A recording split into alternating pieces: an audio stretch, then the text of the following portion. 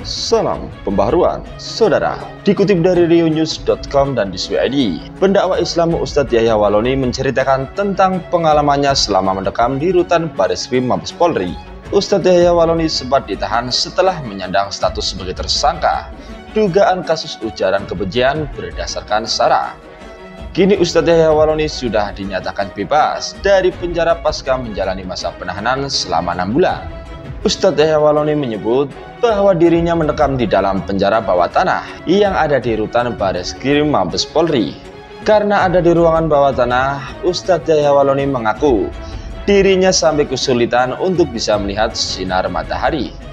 Selain itu, dia juga mengatakan masuk di dalam sel atau ruangan bersama terpidana kasus suap dari Joko Chandra, yaitu Napoleon Bonaparte.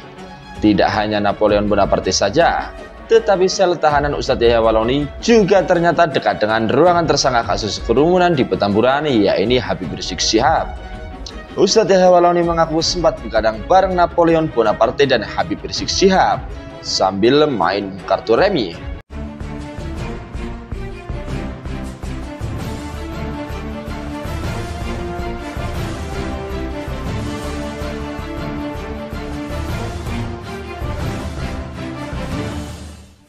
Hal tersebut disampaikan Ustadz Yahya Waloni dalam sebuah video yang diunggah oleh kanal YouTube BIM Channel pada Sabtu 27 Agustus 2022.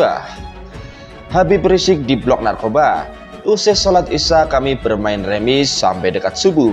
Malam kami tidak tahu, siang pun kami tidak tahu, karena kami disimpan di bawah tanah, ujar Ustadz Yahya Waloni. Penjara rutan Mabes Polri konon katanya penjara ini tidak pernah memiliki masjid. Datangnya Habibana Muhammad Rizik Syihab dan anggota-anggota beliau orang FPI. Masuknya Napoleon Bonaparte.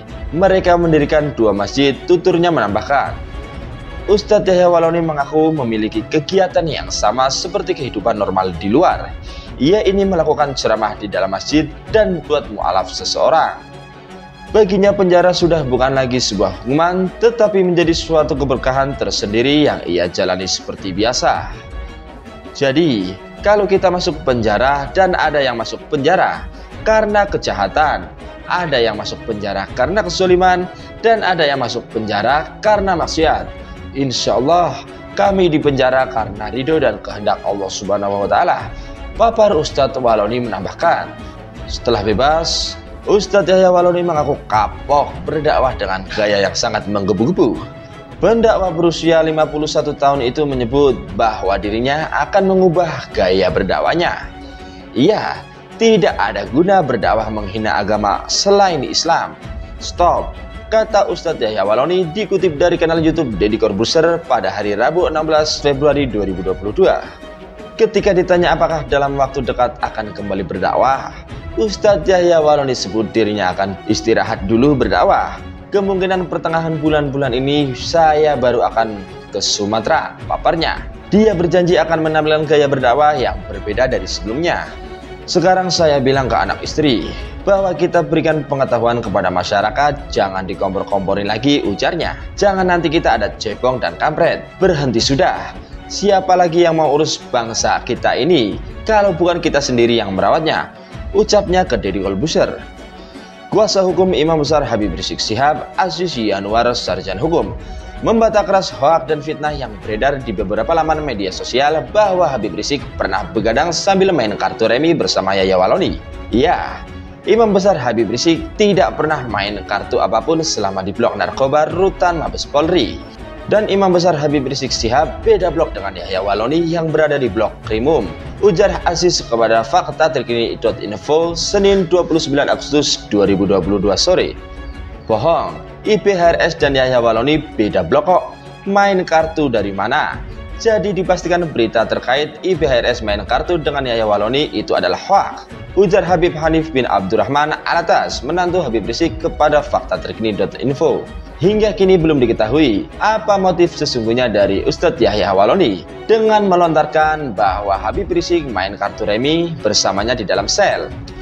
Atau ada pihak tertentu yang melintir pertanyaan Waloni bahwa ia main kartu bersama Napoleon namun dipelintir dan dituliskan main kartu bersama Habib Rizik demi untuk memfitnah Surya Rasulullah tersebut.